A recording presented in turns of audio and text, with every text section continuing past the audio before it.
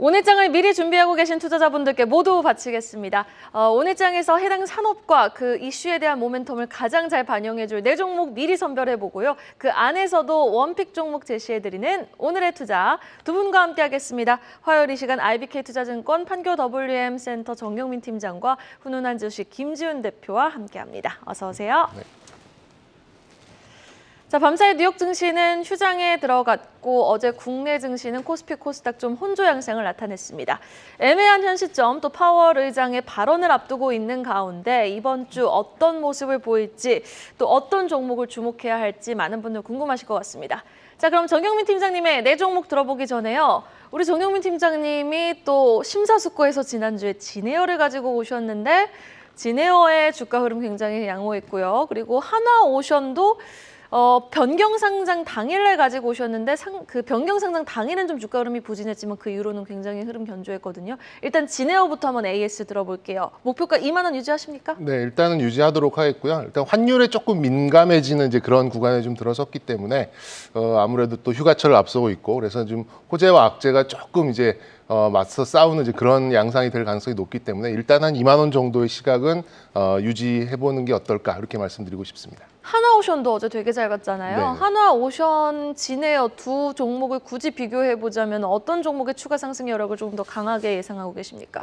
요즘에 뭐 어제도 보셨다시피 일단 방산, 오늘도 뭐 방산 관련된 종목을 가져오긴 했습니다만 방산에 대한 모멘텀 또 대통령의 순방 이런 거 앞두고 워낙 또 좀 이렇게 강하게 좀 나오고 있고 또 어제 미국장 휴장인 거 또 환율 움직인 거 이런 것들을 좀 감안하면 다소간 좀 개별 모멘텀이 강한 방산 쪽 그리고 조선 쪽이 좀 겹쳐 있는 하나오션 쪽을 그쪽 손을 좀 들어주고 싶습니다. 네, 알겠습니다.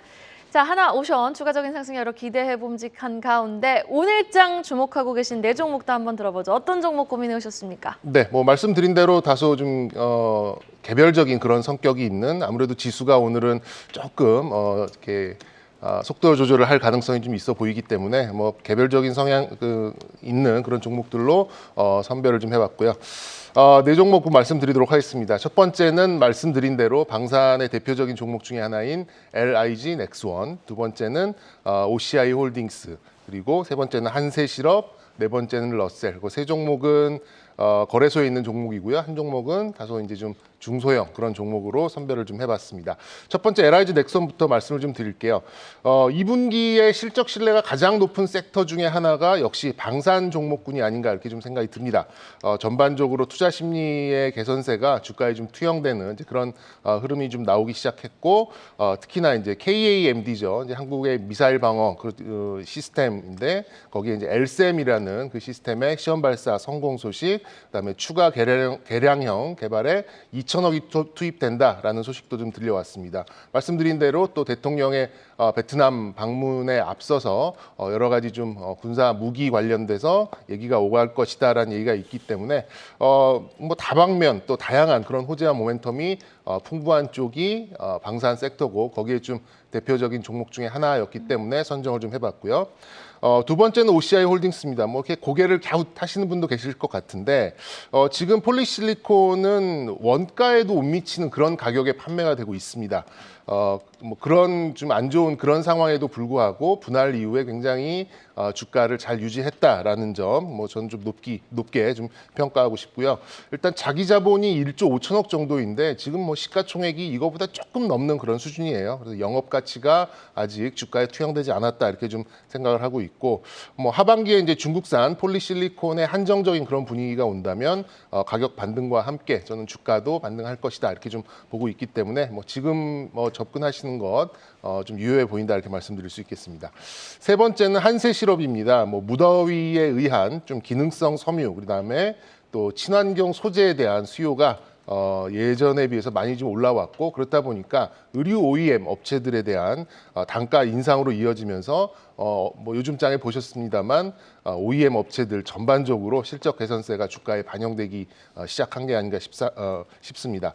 그리고 특히 이제 개발도상국의 원가 상승률보다 납품 가격의 인상폭이 더 컸기 때문에 아무래도 거기서 오는 마진 개선이 주가 개선의 핵심이 아닌가 이렇게 좀 파악하고 있고요. 마지막은 러셀이라는 종목입니다. 좀 생소하게 좀 생각하시는 분도 계실 것 같은데 좀 반도체 장비의 리퍼비시, 소위 이제 중고 반도체 장비의 뭐 재활용 뭐 이렇게 좀 생각하셔도 좀 좋을 것 같아요. 그쪽 이슈가 좀 부각되고 있는 것이 중국 쪽에는 이제 좀 뭐 지금 뭐 이제 블링컨 장관이 가서 좀 뭐 악수도 하고 뭐 이렇게 좀 하고는 있습니다만 신공정에 대한 장비 유입이 좀 제한될 수 있겠다라는 그런 시나리오가 계속해서 좀 있다 보니까 중고 장비에 대한 그런 수요도 계속해서 좀 올라가고 있고 또 종속으로 갖고 있는 기업 러셀 로보틱스의 상장 이슈도 모멘텀으로 작용할 가능성이 높기 때문에 오늘은 중소형 종목으로서는 러셀 이렇게 한번 꼽아봤습니다. 네, 오늘 또 다양한 섹터군에서 네 종목을 선별해 오셨는데 한세실업에 대해서 질문을 좀 드려보고 싶어요. 왜냐하면 김지윤 대표님은 또 FNF를 탑픽 종목으로 2주 전에 제시해 주신 바 있어서 물론 한세실업과 FNF는 결이 다릅니다. 한세실업은 좀 ODM 중심이고 또 FNF는 엔터라든지 뭐 최근 들어서 드라마 같은 사업으로 확장을 하고 있기 때문에 좀 결은 다르지만 현 시점에서 FNF보다 한세실업이 이건 낫다라는 뭐 주요 포인트가 어디에 있을까요? 뭐 딱 하나만 보자면 역시 이제 영업 무역 같이 이제 OEM에 대한 이제 그런 집중도가 높다라는 거고 아까 말씀드린 대로 우리나라에서 제작하지 않잖아요. 이제 제3세계 국가들 노동력이 싼 국가들에서 제조를 해서 납품을 하는데 거기에 따른 원가 상승보다 지금 물가가 많이 오르다 보니까 납품 가격이 많이 올랐거든요. 그래서 그 마진을 가져갈 수 있는 폭이 예전보다 많이 높아졌다라는 점에서 OEM 업체들의 일시적인 이제 그런 상승을 좀 예상을 할 수 있기 때문에 뭐 영업무역과 함께 보실 수 있는 이제 그런 종목이 아닌가 생각이 들어서 한세실업을 선정을 해봤습니다. 네, 알겠습니다. 또 다양한 섹터군에서 제시해 주신 만큼 네 종목 모두 한번 주목해 보고요. 잠시 후에 원픽 종목 들어보도록 하겠습니다. 이어서 김지윤 대표님의 네 종목 들어보기 전에요. 김지윤 대표님이 첫 출연하셨을 때 가지고 오셨던 종목이 바로 HPSP인데 너무 흐름이 좋아요. 반도체주가 뭐 가든 안 가든 HPSP의 흐름은 굉장히 견조한 모습을 보여주고 있는 가운데 어제 또 모처럼 삼양식품을 또 6월 8일쯤에 원픽 종목으로 제시해 주신 바 있는데 어제는 또 삼양식품이 많이 출렁였거든요. 추경호 부총리의 발언 때문인지 모르겠지만 그러한 부분은 오히려 추가 매수의 기회로 삼아야 될까요? 아니면은 조금 리스크 관리가 필요할까요? 삼양식품. 가격을 하락한다는 것 자체는 뭐 악재일 수는 있는데 그게 완전히 가격을 하락하겠다고 확정이 나온 건 아니라서 하루 네. 이틀 좀 추이는 지켜봐야 되겠지만 오히려 가격을 낮춤으로써 판매량이 더 늘어날 그러니까 물량의 성장에 대한 부분도 절대 간과해서는 안 된다고 보고 있거든요. 네. 그래서 삼양식품의 펀더멘탈은 저는 큰 변화는 없다고 보고 있습니다. 그래서 오히려 빠지면 빠질수록 그러니까 좀 더 추세를 지켜봐야겠지만 여기서 더 만약에 추가적인 하락이 나온다면 저는 오히려 물량을 더 담아야 되는 시점이라고 보고 있습니다. 네, 알겠습니다. 뭐 아직 가격 인하 결정이 내려진 것도 아니고 설상 가격이 인하된다고 하더라도 QA 확장이 기대가 되기 때문에 펀더멘털적으로는 삼양식품 현재 아무 문제가 없다라고 정리를 해주셨습니다. 자, 그럼 우리 김지윤 대표님이 보고 계시는 오늘장 네 종목도 궁금해지는데요. 어떤 종목 좀 선별해 오셨나요? 네, 일단은 첫 번째는 화학업종인데요. 화학업종은 아직 아무도 관심이 없는 업종이고요. 업황도 이제 뭐 바닥 밑에 지하실이라는 얘기를 계속 하고 있고, 그러니까 화학업체들의 이 일종의 업황 회복을 앞두고 저가 매수에 좋은 시기라고 나오는 의견들은 좀 많아지고는 있습니다. 업황이 저점을 찍었다는 분석이 계속 끊임없이 나오고 있기 때문인데요.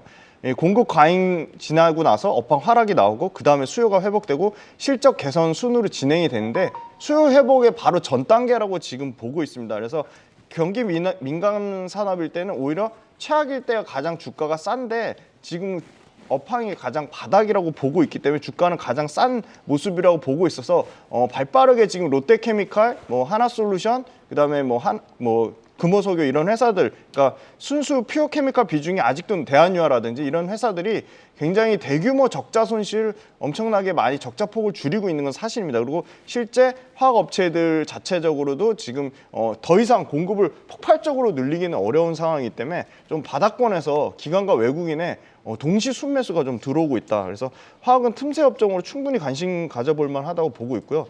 두 번째는 포스코 인터내셔널입니다. 이 지금 오마의 현인 워렌 버핏 회장인 일본의 5대 상사 지분 추가 늘리면서 좀 더 주목을 받은 걸로 보고 있고요. 감사에 또 늘렸더라고요. 네, 맞습니다. 그래서 종합상사 이 영위하는 사업들 자체가 에너지 유통이라든지 무역이라든지 이게 굉장히 경기 사이클에 연동돼서 움직이기 때문에 경기 선행지수가 지금 바닥에 근접해서 바닥에서 턴어라운드하는 모습이 나타나주고 있다고 보고 있기 때문에 종합상사는 좀 관심을 가져야 된다. 특히 포스코 인터내셔널 자체가 에너지 사업을 본격화하고 있습니다. 포스코 에너지하고의 합병의 시너지 효과가 본격적으로 나올 것이라고 보고 있고요. 역시나 이 배터리 관련된 급등 영향으로 사업 다각화에 영향을 미치고 있습니다. 이 배터리 관련된 수직 계열화의 한 일획으로 포스코 인터내셔널도 큰 축을 담당하고 있고요. 최근에 탄자니아 마인지랑 흑연강산을 2025년까지 75만 톤 규모로 맺으면서 포스코 퓨처엠의 음극재 생산을 또 지원을 하고 있습니다. 그다음 이제 세 번째 종목은 하나 에어로스페이스인데요. 역시나 이제 방위산업주가 이 윤 대통령 이 베트남 방문을 앞두고 해외 수주에 대한 기대감으로 급등한 모습이 있습니다. 그래서 아마 하나 에어로스페이스 그다음에 하나 시스템 그리고 항공우주 등이 포함해서 이 방산업체가 이 국방 관련된 논의가 활발하게 좀 이루어질 것으로 보고 있는데요. 아마 베트남 정부 자체가 군 현대화를 위해서 한 2조 6천억 정도의 예산 투입할 것으로 예상하고 있기 때문에 지금 동남아 호주를 공략하는 부분이 실제 계속 수주 가시화될 것으로 앞으로 좀 기대감이 좀 크다고 보고 있습니다. 그다음에 이제 네 번째 종목은 역시 LS를 가져왔는데요. 최근에 많이 오르긴 했습니다. 배터리 핵심 소재, 전구체 사업에 대한 기대감으로 증권가에서 계속 긍정적인 레포트가 좀 나오고 있고요. 황산 니켈, 전구체 그리고 폐배터리 재활용 사업까지 사업이 굉장히 다각화되면서 배터리 소재 기업으로 입지가 좀 강화될 전망이라서 또 다른 이 배터리 관련 기업으로 LS가 좀 주목을 받을 것이라고 보고 있습니다. 네, 알겠습니다. 하나 에어로스페이스를 방산주 탑픽으로 제시해 주셨는데 우리 또 공교롭게 정경민 팀장님은 LIG 넥스원을 가지고 오셨잖아요. 김지훈 대표님께 어려운 질문 드려볼게요. 그러면은 LIG 넥스원보다 하나 에어로스페이스 이게 더 낫다. 방산주 투자 고민하시는 분들께 한마디 해주신다면 어떤 포인트가 있을까요? 저는 LIG 넥스원이 훨씬 가격적으로 메리트가 있다고 보거든요. 근데 지금 실제 하나 에어로스페이스가 더 좀 개별주처럼 더 가볍게 좀 움직이는 모습이 있어서 주가 탄력성 측면에서는 하나 에어로스페이스가 좋다는 거지 실적이나 매출과 이익의 성장성은 LIG 넥스원은 못지않다고 보고 있습니다. 되게 아름다운 답변이었던 것 같아요. 알겠습니다. LIG 넥스원도 충분히 장점이 있지만은 조금 더 가볍게 움직이는 하나 에어로스페이스에도 우리가 주목을 해볼 필요가 있다라고 정리를 해주셨습니다. 자, 그러면 네 종목 안에서 원픽 종목 이제 들어볼 텐데요. 정경민 팀장님 어떤 섹터, 어떤 종목 좀 고민해 오셨어요? 네, 앵커께서 계속 강조를 해주셔서 LIG 넥스원을 안 할 수가 없는 그런 상황이네요. LIG 넥스원을 네 종목 중에 한 종목 탑픽으로 좀 선정을 해봤고요. 말씀드린 대로 가장 확실한 섹터, 그러니까 2분기 실적이 가장 확실한 실적 개선 섹터는 역시나 좀 방산이 될 가능성이 매우 높다라고 각 증권사 리서치 하우스에서 좀 강조를 하고 있고 방산 업체들은 이제 전반적인 이제 투자 심리가 어제 한꺼번에 좀 쏟아져 나왔기 때문에 그 연속성을 바라볼 수 있겠다라고 좀 생각을 하고 있습니다. 그리고 말씀드렸듯이 LSAM, 그러니까 천궁보다 조금 더 높은 고고도에서 이제 미사일을 요격할 수 있는 그런 시스템인데 요거 시험 발사 성공 소식이 좀 들려왔고 이 소식에 의해서 국내 혹은 또 해외 수출까지도 좀 관심이 계속해서 좀 늘어나고 있어서 리레이팅에 들어설 수 있지 않을까라는 생각이 좀 들었습니다. 개인적으로 이제 향후 대한민국 이런 종목 방송에서 이런 말씀드리기 좀 그렇습니다만 수출 5가지 산업을 꼽아봐라라고 한다면 개인적으로는 반도체와 배터리 그리고 K 컨텐츠 그리고 방산, 바이오 이렇게 좀 꼽고 있는데요. 그중에 플랫폼 자체를 수출을 하면서 지속적으로 소모품 그리고 유지 보수 수요와 또 아픈 현실입니다만 이 분단 현실 자체가 홍보 효과가 될 수 있는 것은 저는 방산이 유일하지 않을까라고 좀 생각이 들어서 방산을 향후 굉장히 좋은 수출 산업으로 생각을 하고 있는데요. 스토리와 밸류로 보면 일단 LIG 넥스원은 이제 각종 유도 무기 그리고 레이더 이런 쪽의 무기 체계 플랫폼보다는 다소 소모품 쪽에 좀 집중을 하는 이제 그런 산업 구도가 좀 있긴 있었어요. 그런데 작년에 이제 천궁2를 이제 아랍에미레이트에 수출을 하면서 이 체계, 그러니까 무기 체계 자체에 어떤 업그레이드를 좀 보이고 있고, 말씀드렸듯이 이제 중고도 방어 체계를 위한 LSAM의 성공으로서 저는 최소 2조 수준의 자체 소요, 우리나라 국내 소요와 또 수출까지 염두를 한다면 뭐 향후 한 5, 6년 정도의 수준은 뭐 거의 안정적인 우상향이라고 생각을 해도 되지 않을까 생각을 하고 있습니다.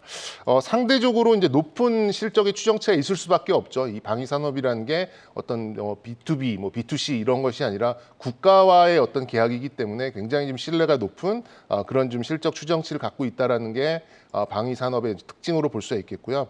현재 LIG 넥스원의 수주 잔량을 보면 11조 8천억 정도 됩니다. 11조 8천억이라고 한다면 LIG 넥스원이 보통 2조에서 2조 5천억 정도의 매출이 연간으로 나오고 있기 때문에 향후 한 4년 정도의 먹거리는 이미 충분히 확보를 해냈다라고 볼 수 있겠고요. 그리고 가이던스에 따르면 한 2,500억 정도의 영업이익이 내년에 좀 예상이 되는 이제 그런 상황인데, 지금 시가총액 1조 9천억이라면 뭐 이 정도의 모멘텀과 뭐 여러 가지 호재를 갖고 있는 이제 그런 기업으로서는 결코 비싸지 않은 수준이다라고 좀 생각을 하고 있고, 향후에 또 한국형 뭐 공대공, 공대지 미사일 개발, 또 아까 말씀드렸던 KAMD의 완성을 위한 뭐 천궁 3, LSAM의 개량형 뭐 이런 것까지 완료가 되면 미국과 이스라엘에 이어서 자체 기술로 뭐 세계 3대 미사일 방어 사업자의 핵심적인 그런 기업이 될 수 있겠다라고 좀 말씀드릴 수 있겠어요.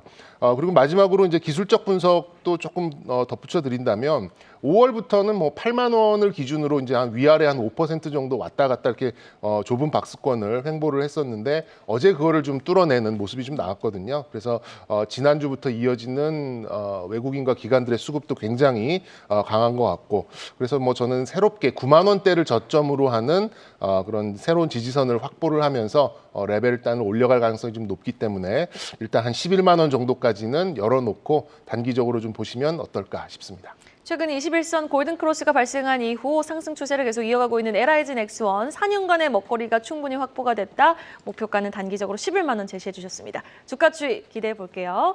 이어서 김지훈 대표님의 원픽 종목 바로 들어보겠습니다. 어떤 종목 가지고 오셨어요?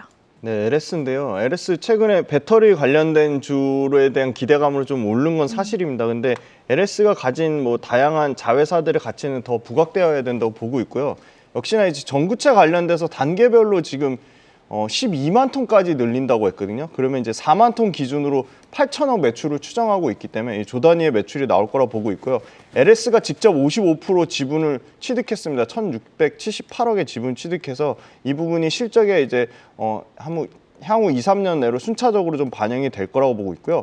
그리고 또 해저 케이블 관련돼서 굉장히 기술 진입 장벽이 있는데, 대만의 장화현의 해상풍력단지에 1,890억 규모의 해저 케이블 공급 계약을 맺었고요. 이게 1차부터 8차까지 있는데 다 독점 수주해가지고 총 수주 금액만 1조에 달할 정도로 견조한 모습을 보이고 있습니다. 그리고 국내 신한 관련돼서도 신한의 해상풍력 사업에서도 해저 케이블을 공급하고 있다. 근데 사실상 지금 LS 일렉트릭만 상장이 돼 있고, LS IND, LS M트론, 뭐 LS MNN 같은 경우는 전혀 지금 상장이 안 되고 비상장이라서 이 부분 관련돼서 지분 가치가 상대적으로 좀 반영이 덜 돼 있다고 보고 있습니다. 네. 그리고 LSM 같은 경우는 황산니켈 같은 경우도 캐파 지금 현 5천 톤밖에 안 되는데 지금 2030년까지 27만 톤까지 니켈량 기준으로 6만 톤까지 확대하겠다고 했고, 이 부분은 당연히 실적에 반영될 거로 보고 있고요. 황산 코발트, 황산 망간, 수산화 리튬 생산까지 이 배터리의 원자재 광물 밸류체인을 전반적으로 다 확보하려고 하고 있습니다. 그래서 그 부분에 아마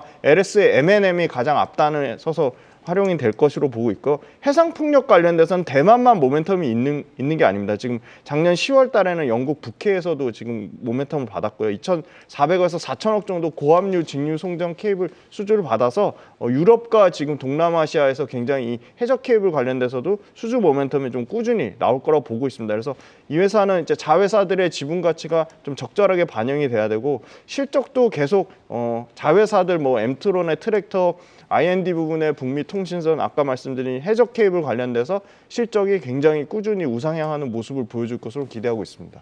구체적인 가격대, 목표가도 한번 들어볼까요? 네, 저는 지금 가격에서는 최소한 한 8% 정도는 충분히 조정이 나와야지 좀 매수 접근이 가능하다 보고 있고요. 그 가격은 9만 원 아래 가격입니다. 그리고 9만 원 아래 가격이고 이 매수가보다 더 중요한 건 손절가인데요. 손절가 한 8만 원을 이탈하면 추세가 깨졌다고 보고 있습니다. 네, 지금 다 바로 매수에 봄직하기보다는 어느 정도 좀 내려왔을 때 매수의 매력도가 더 높다. LS에 대해서도 오늘 원픽 종목 제시해 주셨는데 또 6월 14일은 LS 일렉트릭 가지고 오셨었거든요. 한번 두 종목의 주가 추이 잘 비교해 보면서 기대해 보도록 하겠습니다.